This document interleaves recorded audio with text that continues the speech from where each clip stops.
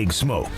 Texas Tech football coach Joey McGuire, friend of the show, joins us on 365 Sports. Craig and Paul, I'm David Smoak, and again, we appreciate Joey for joining us on the show. Thank you very much.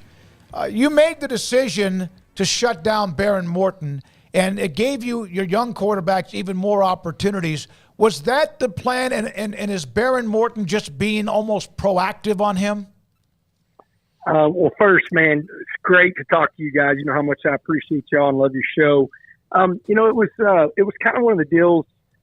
We'd gotten through 6 practices. We had a scrimmage. He looked really good in the scrimmage, and he had some soreness, that kind of lasted a couple of days. And, our doc was like, Coach, you already know who your quarterback is. This is a chance for him to really shut down and rest his shoulder. So that was kind of the decision, because I knew that it would, one, help Behren, but number 2, we had 3 young quarterbacks that needed a bunch of reps to find out who number 2 was behind Behren. And so it really, that gave us some really good practices with those guys playing with the 1s, 2s, and 3s. Coach, how do you look at spring football differently? It's changing all over the place. Some people are doing spring games. Some people are not. There's benefits and drawbacks to all of it. How much have you morphed it? I mean, obviously, finding out who your second quarterback was going to be was a higher priority anyway, so it kind of worked out for you. But on down the line, how do you see this morphing and changing?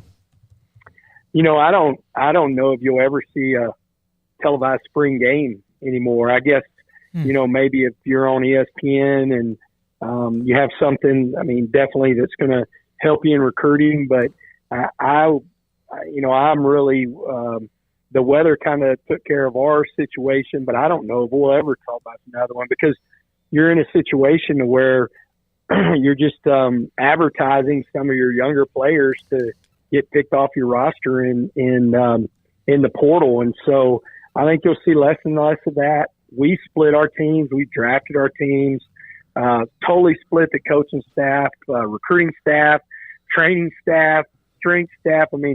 It was a lot of fun. Our players loved it. The staff loved it. So we'll probably stick with that as long as we have the numbers. But again, I don't know how many, spring games you're going to see televised, just because of the way the world is right now, to where guys can transfer anytime they want and as many times as they want. So I don't necessarily know how good that is for us.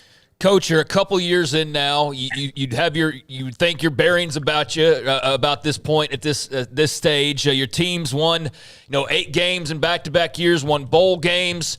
What's just sort of the focus now for the program entering year 3? Where does your mind immediately go on the further building blocks and building out and what you want to do to continue to evolve the program? Well, I hope to God that I don't play 3 quarterbacks this year. I always tell everybody I would have bet my house that I wouldn't have played 3 quarterbacks in year 1 and played 3 quarterbacks in year 2.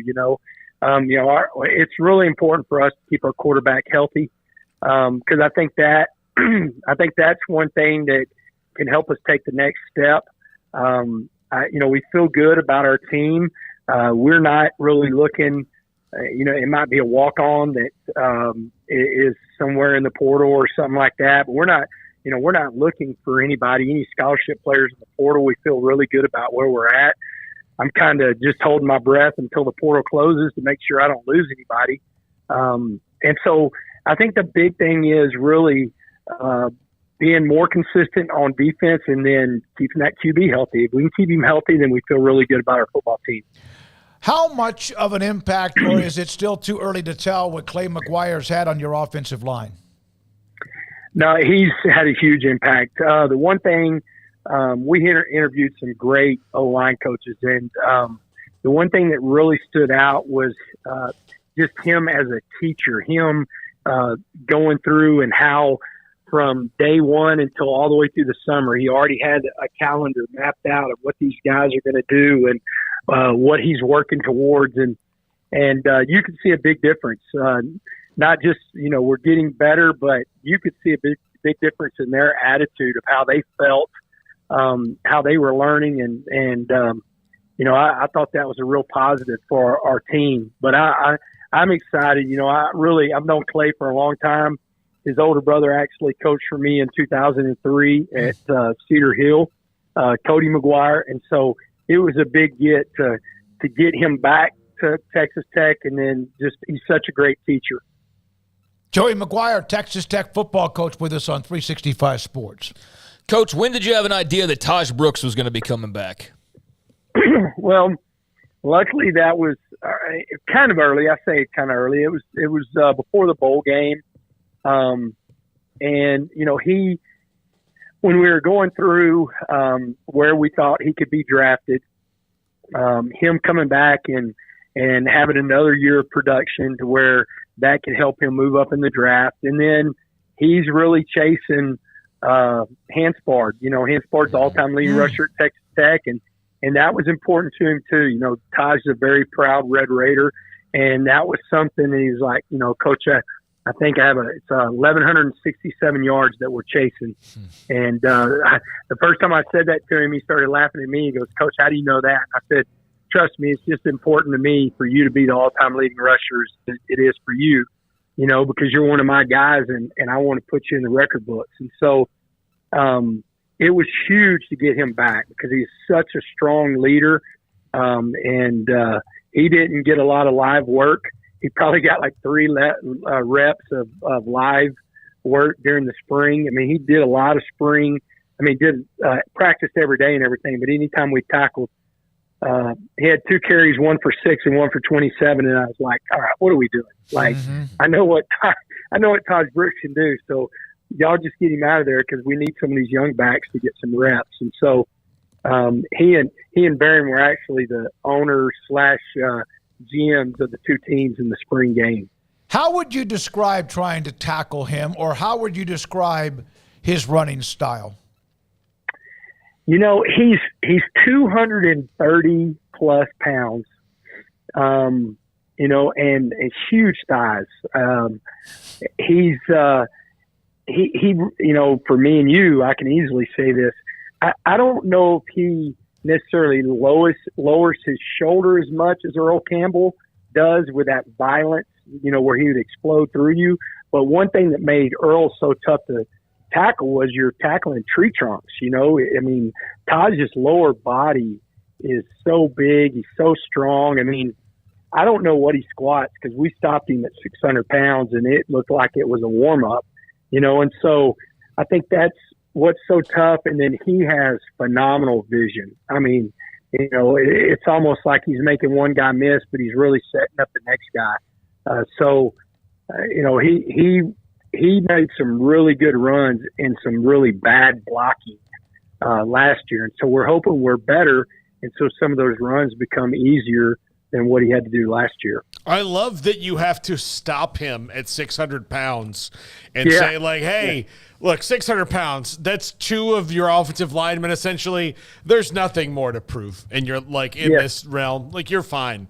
If it's 700, fine. It's probably that. Like, don't worry about it. No doubt. No doubt. Coach, I saw you posting some pictures, and you've updated the progress on the new Womble Football Center, all the construction that's going on over campus. It looks like an absolute behemoth, but will be an incredible thing when it's all finished up. I've seen the mocks. Just how excited are you? I mean, it's clear through your Twitter account, but for anybody listening who doesn't follow along, I mean, this is obviously what you guys feel like is a big game changer for the program. Yeah, you said it perfect. It is a game changer. The south end zone is absolutely beautiful. Redoing the whole sound system, closing that end in, coming out through the crowd like the Cowboys, you know, that will come out through our club seating crowd. And so the game day environment is going to be unreal. And then you have a sky bridge going over to the Womble Football Center.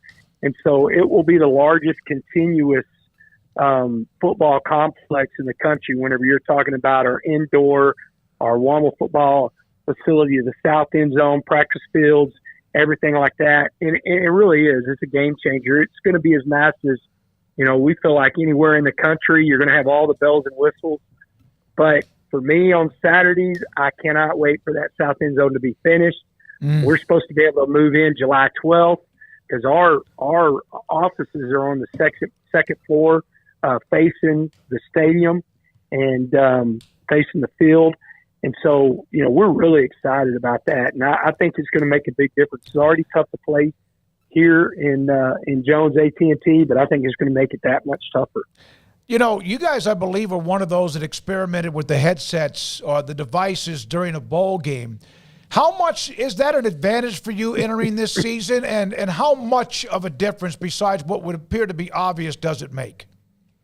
Man, you're just trying to get me stirred up, aren't you?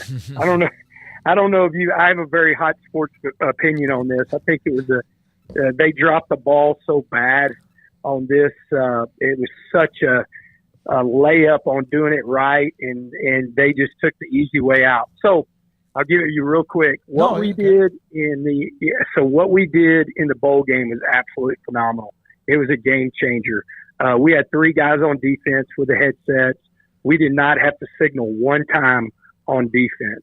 On offense, we chose our quarterback.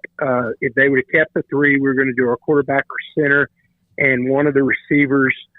Just because you're no huddle, there was still a little bit of signaling by the quarterback, but we didn't have to signal as a coaching staff. So that's what all the bowls did. That's what we all thought they were going with.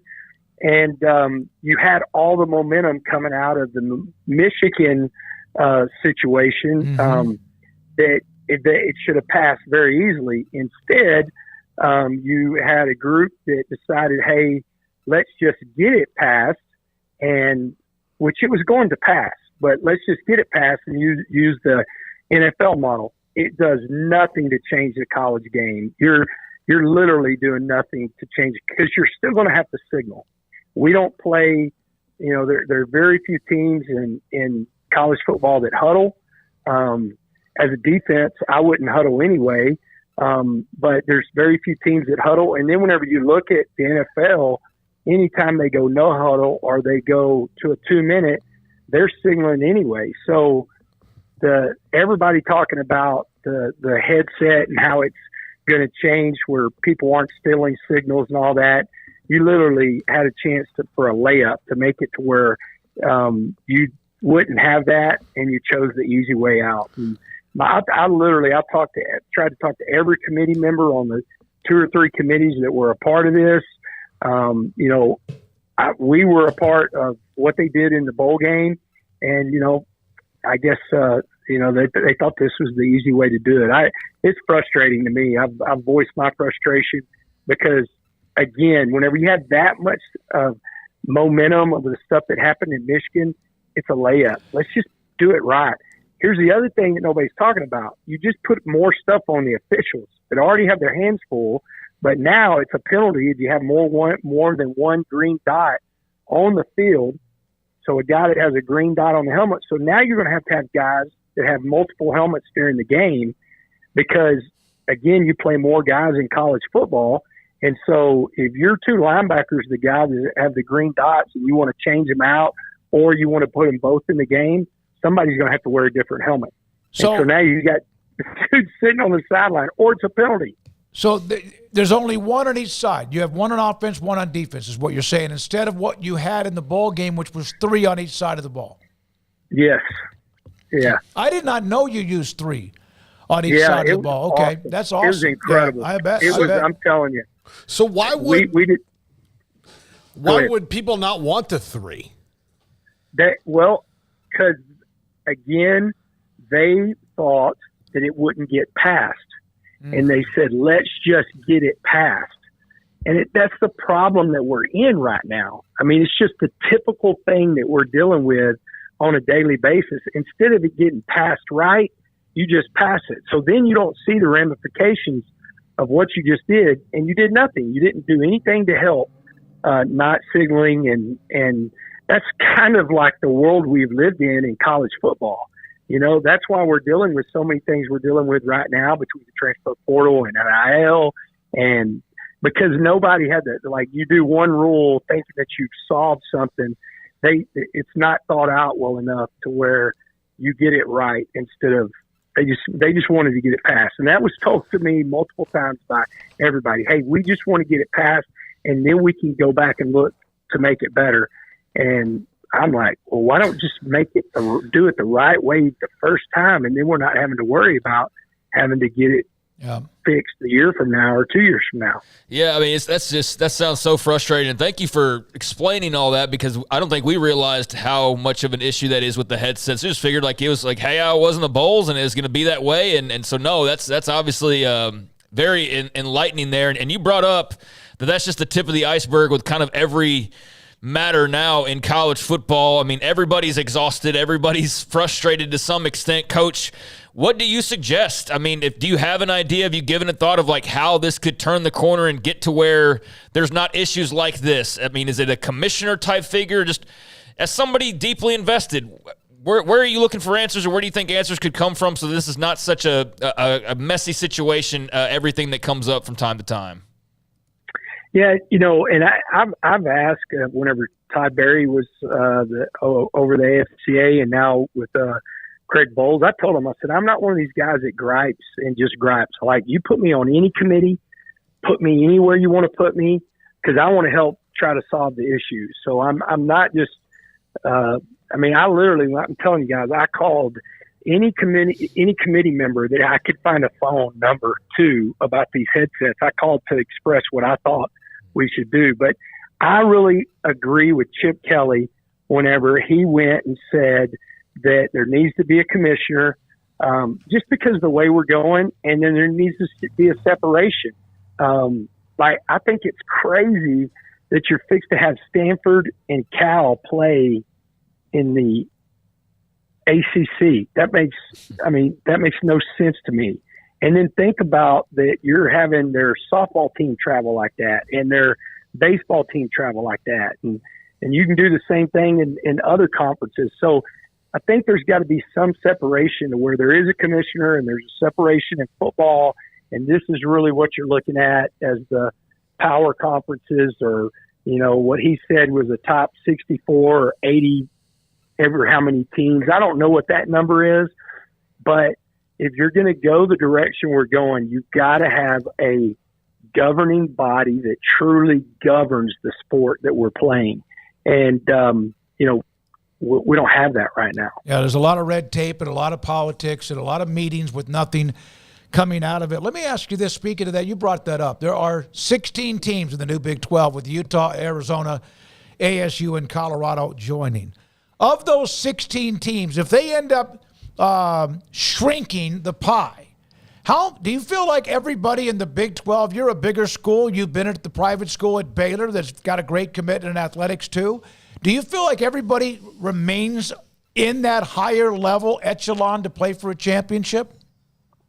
Yeah, that's going to be interesting, because, and I don't know enough about this part, but I do think that the conference realignment's not over. Now, it could be 2 years or 3 years or, maybe even next year. But I don't think that you're through seeing what the Big 12 looks like and the Big 10 and the SEC. I think, those three conferences are going to look different. I think that they're definitely then the next year could look different. And so that's what's going to be interesting is, who does what and how they split everything up. I'm excited. I'll tell you, I'm really excited about the conference. I think there's going to be some great football being played and some great basketball being played. So it's going to be a lot of fun. This is a really fun conference to be a part of, because you have some really good football teams and you're going to see really good games week in and week out. All right, outside of football for a second, you're going to be on stage with Kane Brown tonight. Is that right? Yeah, I got a call and they were saying, hey, whenever he comes out and sings Famous Friends, he and Chris Young did that song together, and he's going to sing it tonight. Do you want to come out? I went, my Debbie and my sister, niece, and Reagan, my daughter, were going to the concert. I wasn't planning. I love Kane Brown, but I was going to hang out and watch the draft. And when they said that, I was like, heck yeah, I want to be on stage with Kane Brown. So that's going to be a lot of fun. I made sure I geared him up with a bunch of tech gear, and we'll have a good time tonight. Is he gonna put you on the mic and let you sing a couple bars, Coach? Well, I don't know if he'll let me sing, but if he puts me on the mic, we're going to do a Raider Power for sure. There we go. So, April Fools. Debbie is pretty good about. Oh my gosh! Yeah. So what was the latest one where she and I've been told by the Vegas odds makers that you are always every year, no matter what, April 1 is the same day every year, and every year you get nuked. She gets me every year. My assistant Alicia, she's a rock star. She actually sent me a text saying, "Hey, you realize tomorrow is April Fool's," and so the first one, it's going to get everybody. So she took Saran wrap, and when I opened the bedroom door to leave the next day, it was totally sealed with Saran wrap. Well, I'm going to, of course, walk out when it's dark, and I'm not going to turn on the light. So I walk right into the Saran wrap. Oh. And then she has a skeleton hanging on the door leading out to the garage. So I walked out into a skeleton. So she got me twice. She always has something. I mean, better than a spider web, better than a real spider web, right? No doubt. If she could do that, she would, and find a way to do that, she definitely would do that to me. All right, Paul doesn't. You still have a couple more. I know you have other interviews. Do you have a couple more minutes to go with us? No, I do. All right. Yes, sir. So Paul doesn't know about this one, but he's going to jump into it. I know him. What is it about your infatuation and obsession with chickens? With chickens? At Hawaii. Oh, my gosh.